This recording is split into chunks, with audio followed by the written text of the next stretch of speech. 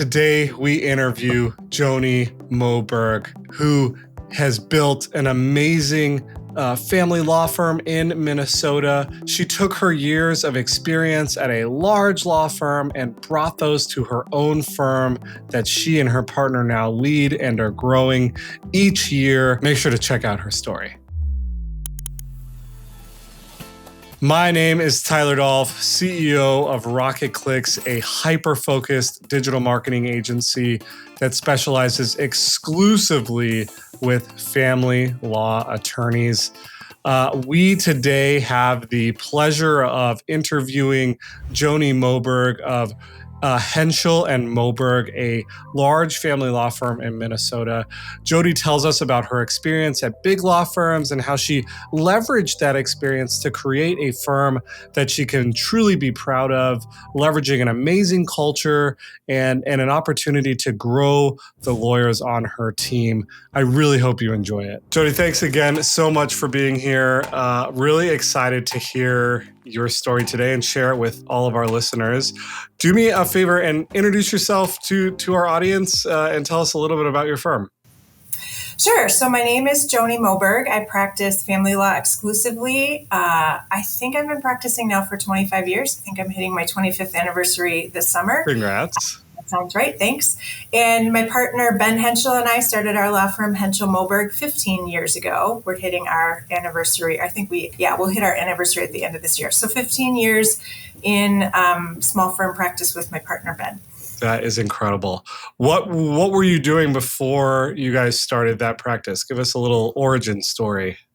Yeah, I mean, in terms of where I came from, right out of law school, I clerked at the Minnesota Supreme Court for a year for Justice Paul H. Anderson. And when I was looking for places to land, my partner, Ben, was a couple of years ahead of me, and he had clerked at the Court of Appeals in the past. And so he had sent an email out just that his firm was hiring. And so I applied to a lot of places, but that's where I ended up at a law firm with him, one of the larger law firms in really prestigious family law groups in Minneapolis. So that's how he and I met. Before too long, I ended up moving to another firm, but we stayed kind of like in a partnership support group. We would get together with another friend of ours like once a month just to support each other in family law, so our spouses didn't have to bear all the brunt of that work, because it can be a lot. And so eventually we kind of started to, at first I think not seriously, but it became serious, thinking about imagining what it could look like if instead of working at big firms, we had our own firm. And we kind of say, like, having a big firm, it's hard to change the direction of a big ship, right? If 5 people in a room have a good idea, but you can't agree on which good idea to use, you just do what you've been doing. And we loved the nimble aspect of a small firm, where pretty much if he and I thought we should try something, we'd try it. And if it didn't work, we'd try something else. And that's been really rewarding. That is so great. I love the experience of, you got the big firm experience, you got to do all the cool things that, partners do at a big firm, but you had this desire to be an entrepreneur, to go out on your own.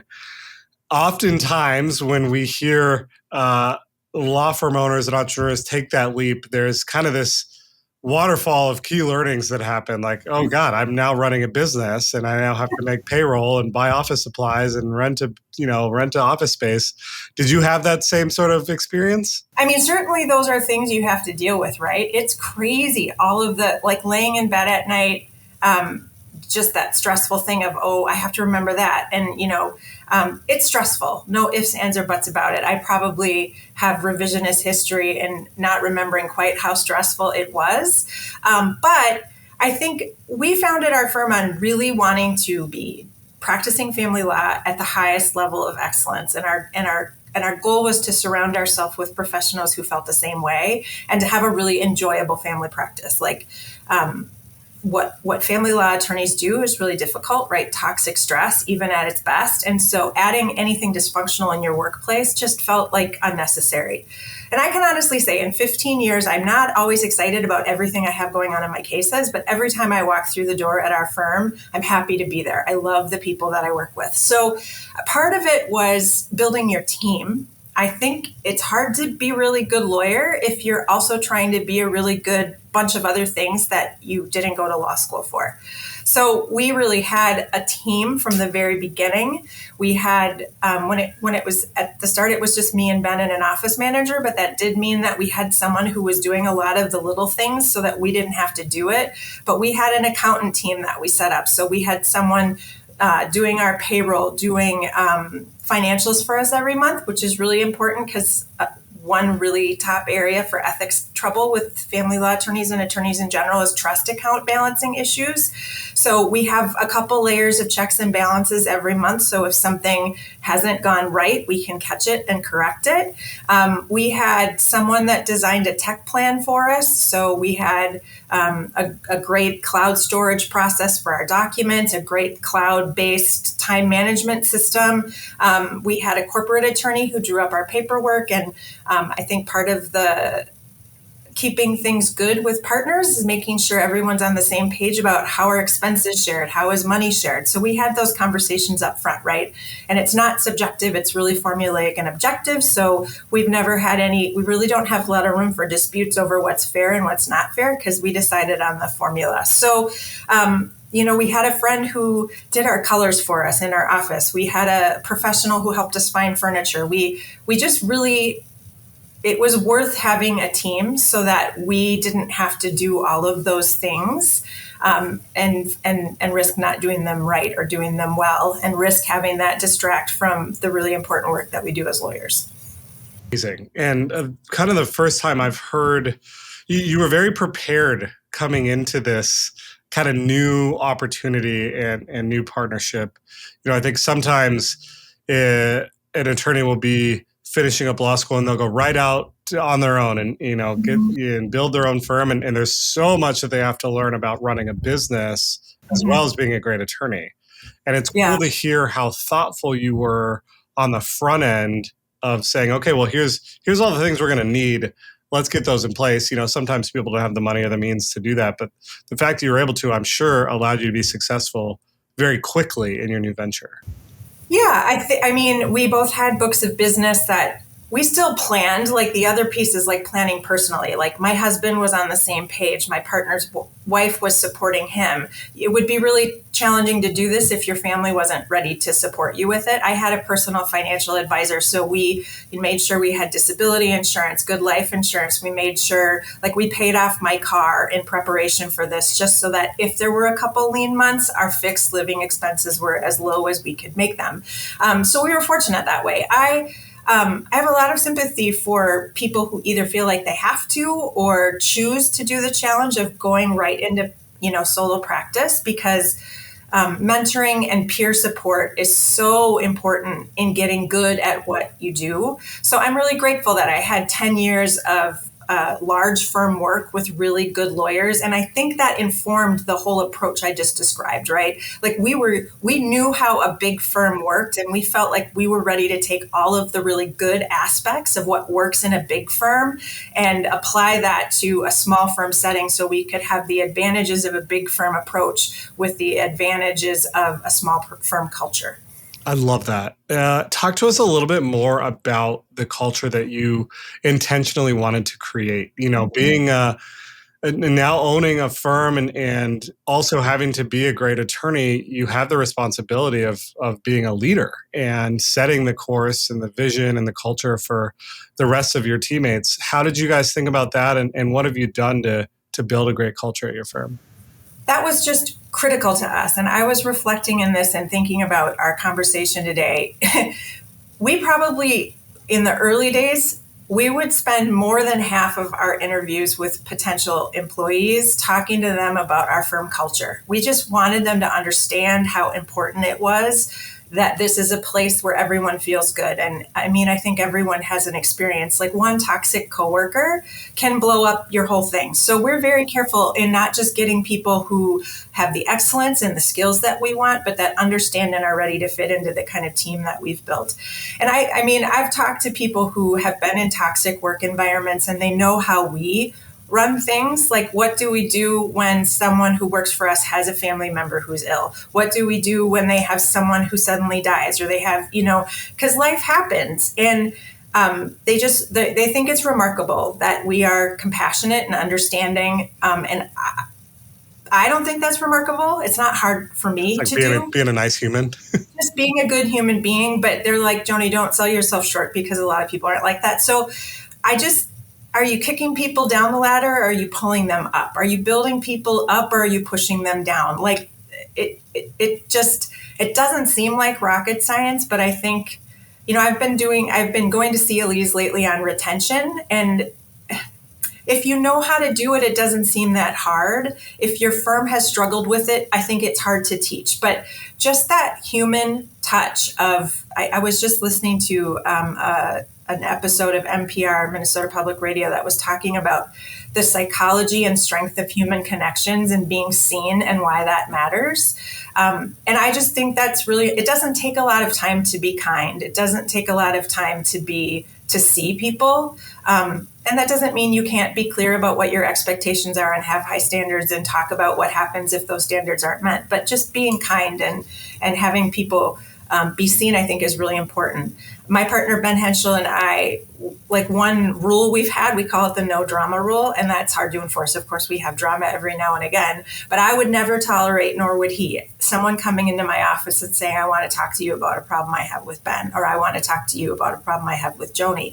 We are just very clear. We want direct, mature communication. Our doors are open. You can come to us. I might say, hey, here's my suggestion for how you talk about that with Ben, but I don't belabor that very long, and he doesn't do that either. We want people as much as possible to try to work out their issues. And I think the fact that he and I are 100% consistent on that has been, it's been good for everyone.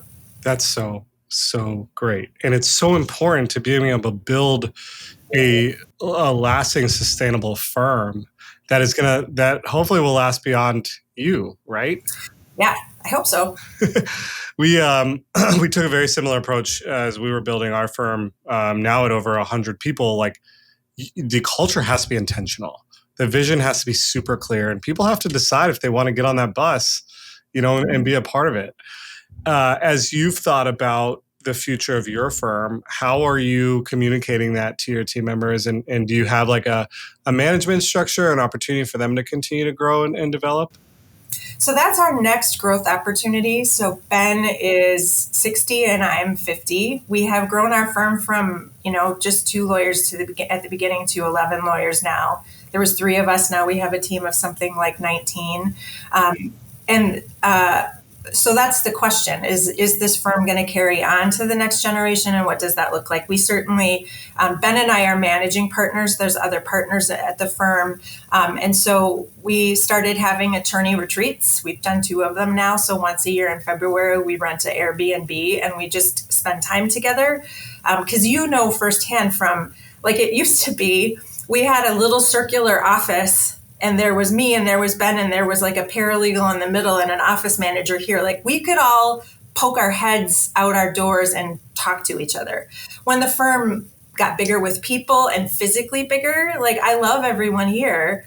I can go days without really having a conversation with them because we're all busy and we're farther apart. So we felt like those attorney retreats were really important to start having conversations about just what are people's goals, what are our firm goals for the year, and then how are we going to achieve that, and then having regular attorney meetings where we're having accountability towards meeting those goals.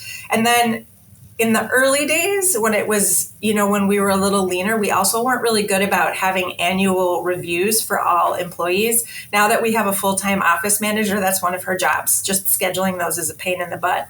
But we've been doing, and those goals, that's really important. Like, and they're really positive. Like, employee reviews sounds kind of negative, but we are like, we just want to tell you how great we think you're doing. We want to hear from you. Do you have concerns about anything that we can talk about or that we can resolve? What are your goals for the next year? Could we help you think bigger, or could we give you suggestions how to achieve those goals? Are they measurable? Let's talk about what your goals were last year. Like, in my professional development, setting goals was really important. So those are some of the things that we've started doing to kind of pull us in the next direction. And we're talking about succession planning. And I don't have an answer to that, but that's our next cool thing to tackle. We have brilliant attorneys.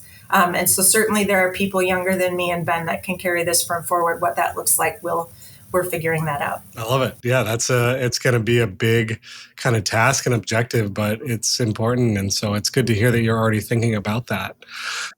One thing I'm kind of thinking about is the unique experience you had of like you worked at the big firms and you wanted to bring the great things that happened at the big firms to your small firm feel.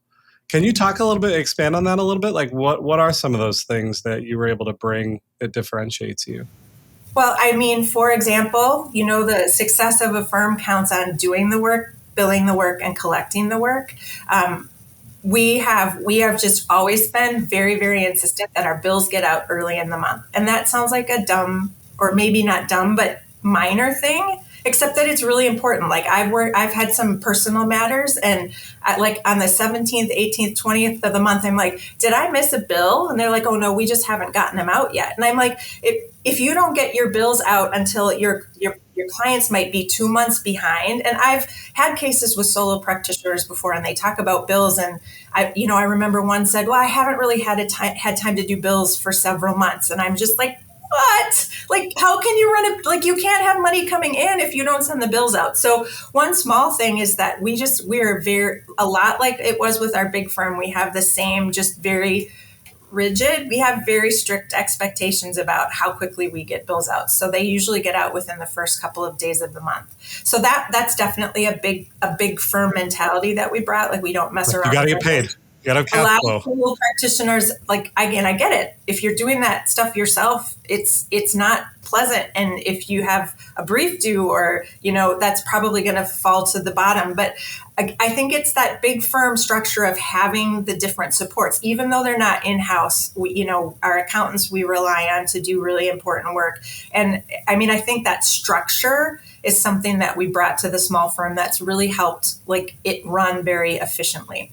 100%. I think asking for money sometimes can feel like gross or beneath you or whatever. But like at the end of the day, you are running a business and you need cash flow to make payroll.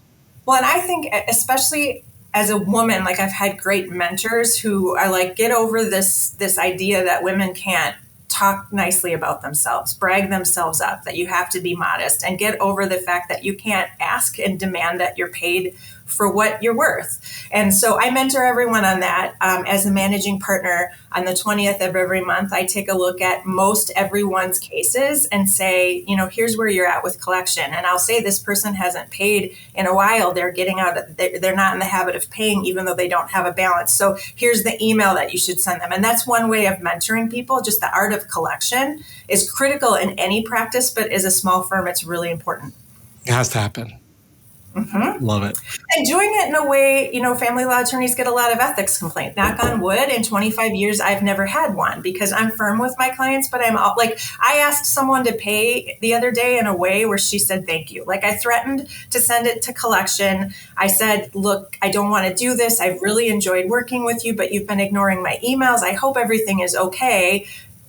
Can you pay? And she was like, oh my gosh, like, you said all these kind things. Thank you so much for the way that you demanded money. And she paid me the next day. So, that art of being firm, but also being likable, so your clients don't want to turn on you. I mean, it's not foolproof, but so far it's worked for me. That's so great. Yeah, great advice. Joani, as we kind of finish up here, as I mentioned, it's our kind of vision for this podcast to be able to help out the next generation of amazing attorneys.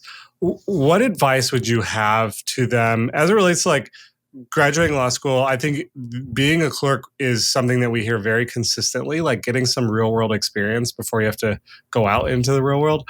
Any other like pieces of advice that you remember that really helped accelerate your career and allow you to be successful? So we definitely love clerking, like district court clerks that are familiar with the judicial office. That's great advice. I would say, so I'm a first generation college student. I grew up a child of a poor mom, single mom in South Minneapolis. So there's, some people succeed because they had a roadmap handed to them, and some people succeed because they're so scared of failure they succeed beyond their wildest dreams. I'm probably more of the latter. So I remember in my early days, there's talk of networking, and like some people around me just seem to know really important people like judges, and I didn't know any of those people naturally. That wasn't going to happen. But what I tell young lawyers is networking is not as intimidating as it sounds. Networking is just forming some close friendships with your peers in law school and maintaining those friendships and keeping track of where they've gone. Because it's not like when I was starting, really wanted to pick up my practice, I used LinkedIn and I figured out like where do people I know, where are they? And I reached out to them and I said, can we have coffee? I'm growing my practice and here's what I do. And if you would think of me, that would be great. But at this point in my life, and I'm sure you have similar experiences, like my peers, the people I went to law school with are doing really important things. Like they're CEOs, they're like managing partners of law firms. And so at some point, like, first of all, they're going to be a support to you when you're all doing the same thing together, when you have little kids and you have a brief due and all the life things, like they're going to be a support to you, but also those are going to be your networks. It's not like when you're 20 and you make friends with a really impressive, like 50-year-old, that's fine. But what I've concluded is that networking is really just make some friends and keep track of them, because your peers that you're graduating from law school with are going to go on and do really impressive things just like you are. That is great advice. Just stay in touch, like make those connections, stay in touch, support each other, because it all has a way of coming back around. Yep, absolutely. Jodi, I really appreciate your time today. I appreciate your story. I'm so excited to stay in touch and watch you guys continue to grow. And we hope to have you back and continue to follow your journey. Thanks. It was a delight to talk to you. Love it. Thanks, everyone. Yeah. If you enjoyed this episode, make sure to continue to check out our series where we interview successful law firm owners. The next episode is actually available right here. Go and have yourself a wonderful day and continue to grow your law firm.